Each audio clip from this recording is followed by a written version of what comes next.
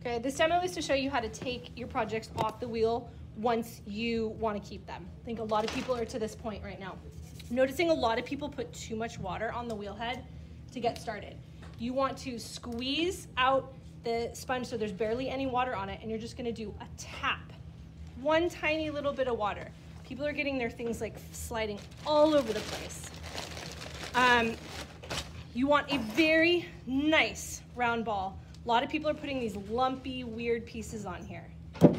Once you throw it down on the wheel, really use the circles to help you.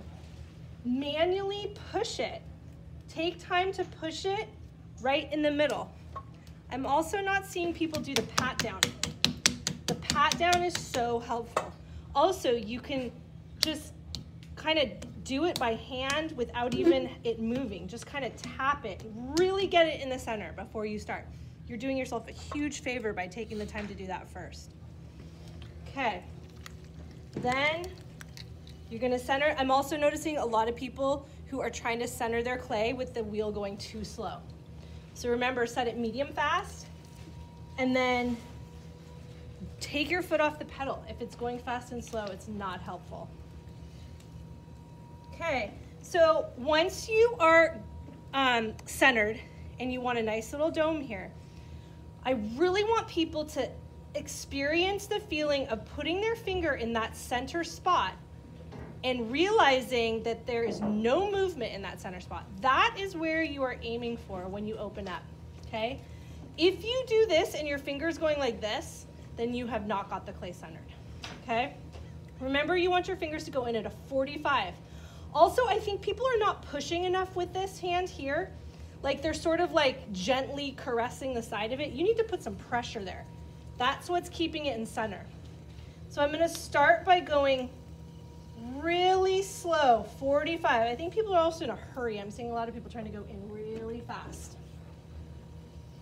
Slow 45-degree angle.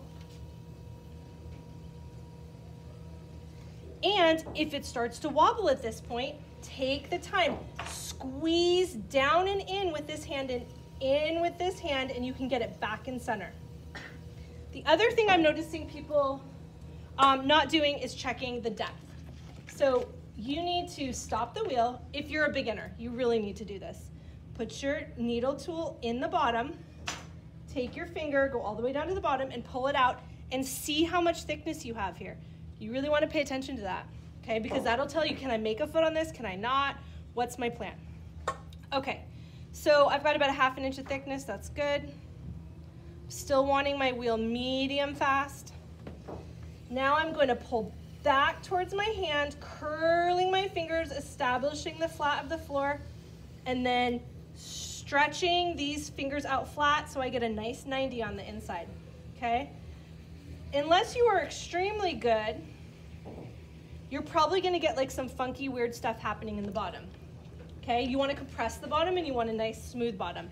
So I'm gonna take my left elbow, put it in my hip, I'm gonna grab my right wrist. This gives me a lot of stability. If I just kind of go in here, this thing can happen. You don't want that, you want nice and stable. I'm gonna push down and kind of go back and forth, right to left, really establishing a nice flat foot. Also, one thing too, you never want to have too much water pooling, especially if you're when you're keeping something. If you store it overnight with water pooled in the bottom, it'll just disintegrate the whole bottom. Okay, so lots of water on here, so I'm not having to worry about my hand sticking. And then I'm going to slow the wheel quite a bit down to a medium speed, and then I'm going to take my foot off again. And actually, I'm going to go. So if you're at this phase, this donut phase, a lot of people are not cutting in at the bottom. So you want to actually, and I'm already cut in a little bit here, but I want to like actually cut in so that when I pull up, it's almost like lifting a shelf up. So I'm going to squeeze and pull the clay up. I'm not seeing a lot of people cutting in at the bottom, and that's a good technique to have. Okay, and I'm gonna slowly take my hands away, set the lip. Okay, let's do another pull. If you ever feel your fingers doing this kind of thing, that means it's too dry. You got to stop and put water on. So I'm going to cut in at the bottom, making like a little lip, little indent there, okay? And then I'm going to squeeze and pull up, slowly roll over. So see how I'm still holding it here as I roll over the top so I can set the lip. All right, let's go for a couple more pulls. Cut in at the bottom.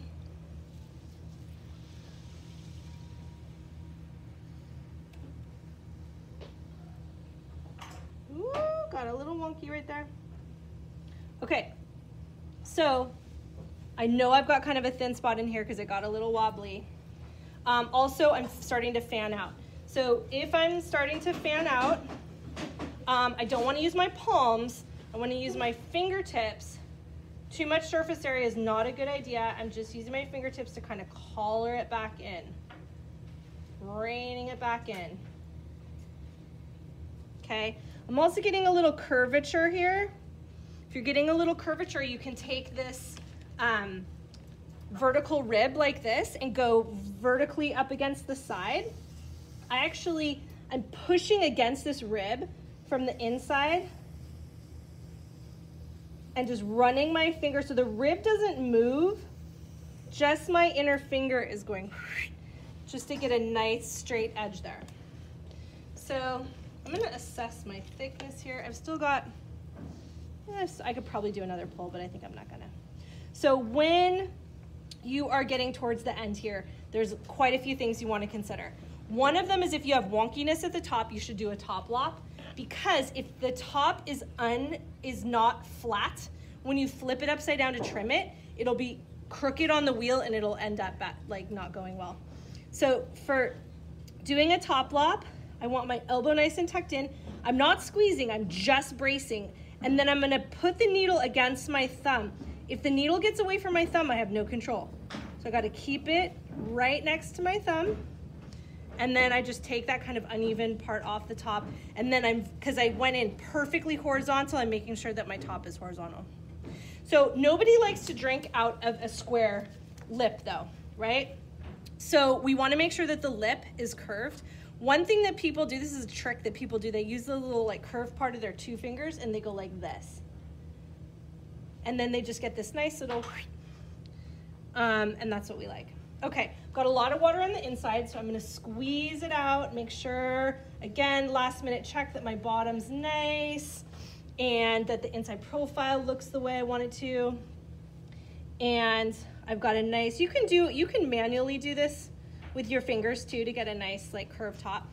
So the last part here is that typically with beginning students, you get this kind of skirt at the bottom where the clay kind of goes out like this.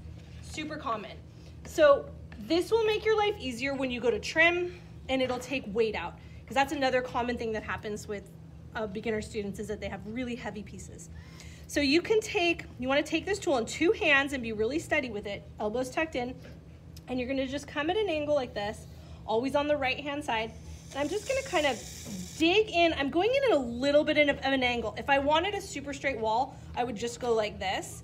But a lot of times when people trim, they actually have the profile on the outside kind of comes in a little bit.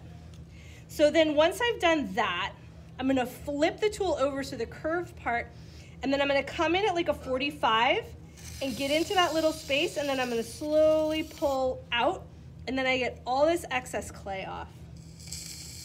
I can even come in like this. And that just really helps clean up the bottom, and it'll make your life a lot easier when you go to trim. Okay, so we've cleaned up the bottom, we've got a really nice looking lip, we've made sure there's no water in the bottom, and now this is ready to take off. So then I'm gonna take my wire. If I pull like this, I don't have enough tension. So I want to choke up. I'm going to wrap it around my fingers like that, and I'm going to take my thumbs, go straight down on the wheel head, and I'm going to pull towards myself. If you take it off the wheel kind of at a funky angle, you're going to have the same problem when you flip it upside down to trim it. It's going to be all wacky at the top and harder to trim. So you want to make sure you're going really steady, flat against the wheel head. Okay, so So I did my first one, then I'm gonna take a little water and I'm gonna throw a little water on the wheel head. And then what I'm gonna do is I'm gonna take my wire and I'm just gonna run it under one more time and it'll pull the water underneath. See how it like slid? So now this little baby will slide super easy off of here, no problem, okay? Now the last part is a little bit tricky. You're gonna pull these off, and I just realized that I don't have a board, so I'm gonna come over here and grab this one. Okay, I actually really recommend you do this with a partner and not by yourself because it's kind of tricky, but I do it by myself all the time. You can coordinate it, it's just a little more tricky. Like I'll put my knee under here and then steady the board, and you wanna get it perfectly level with the wheel head, and then you just take it like that and whoop, slip it right off. Okay, if you try to grab this and pull it off, you'll warp it. Okay, and that's it.